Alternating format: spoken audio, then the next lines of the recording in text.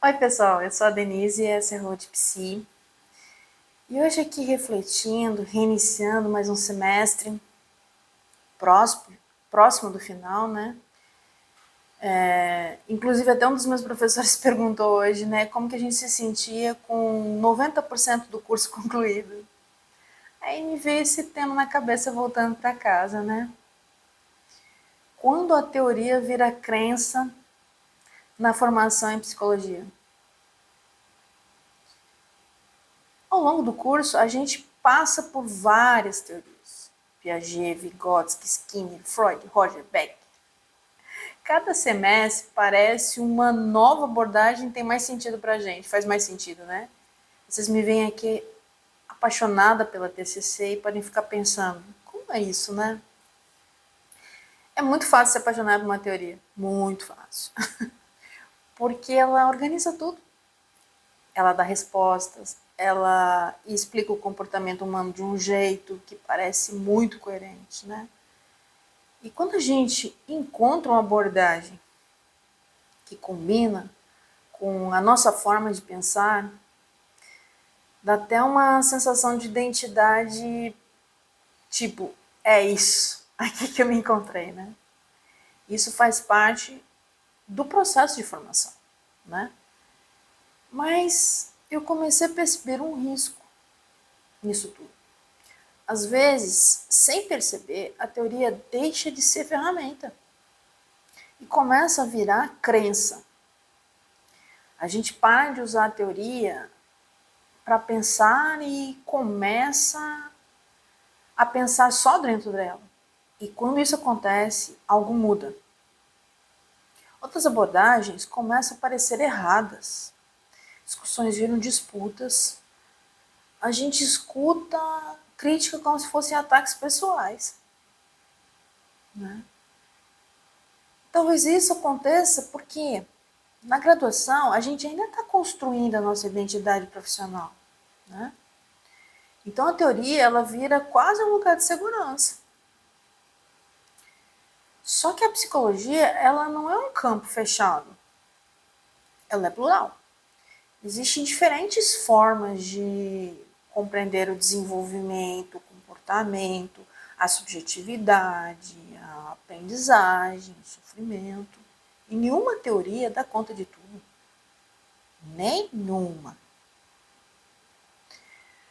Quando a gente estuda epistemologia, quando a gente vê as bases filosóficas das abordagens, fica claro que cada teoria parte de um pressuposto diferente do ser humano. Algumas são mais deterministas, outras mais interacionistas, outras focam na experiência subjetiva. Isso não significa que uma está certa e a outra está errada. Não. Significa que elas estão olhando para o fenômeno humano por ângulos diferentes. O problema começa quando a gente tenta fazer o paciente caber na teoria. Quando a gente escuta já pensando, articulando, né? Isso é reforçamento, isso é mecanismo de defesa, isso é esquema cognitivo, isso é conflito inconsciente e por aí vai, né? Antes mesmo de explorar com profundidade as coisas. Eu percebo que, como estudante, a gente corre esse risco porque quer demonstrar domínio, né? Quer mostrar que aprendeu, quer aplicar conceitos. Mas a prática exige mais do que aplicações automáticas. Exige escuta real. Exige dúvida, exige tolerar, não saber imediatamente o que está acontecendo, né? E talvez a maturidade profissional comece justamente quando a gente entende que teoria é mapa só. O mapa não é território.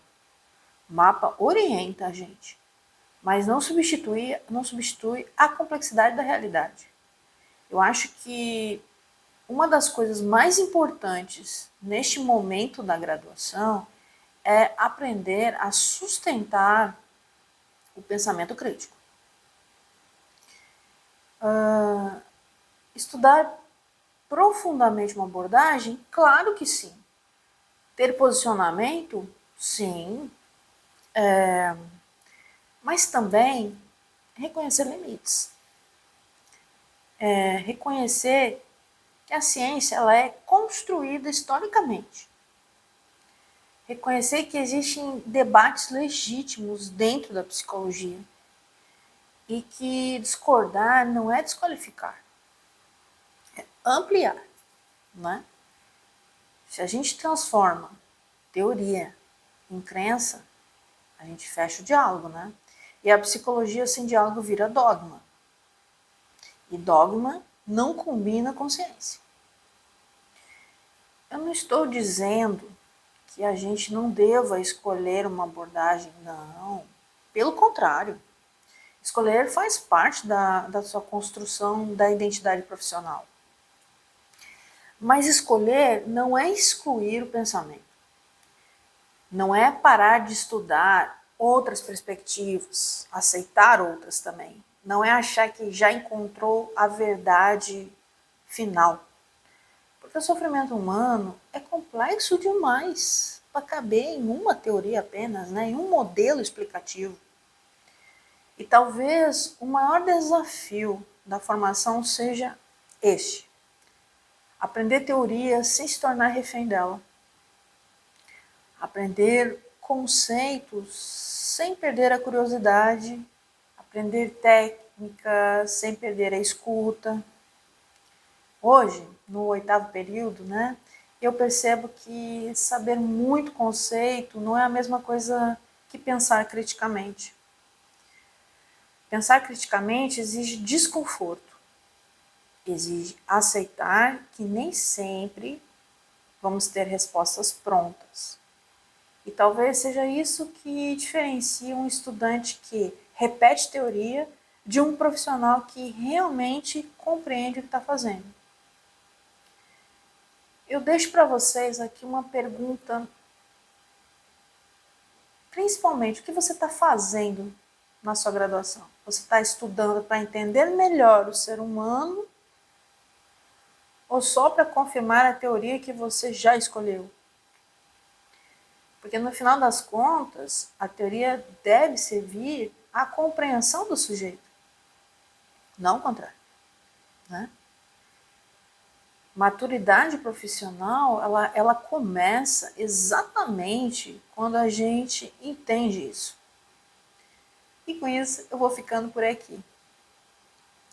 Se você está nesse processo como eu, né, de formação, final de formação, e conta aqui nos comentários, né?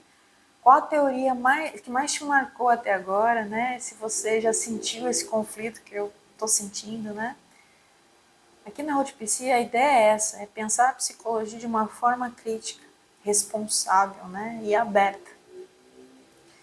Porque formar-se psicólogo não é só acumular teoria, não, é aprender a pensar. Beijo grande e até o próximo vídeo. Tchau!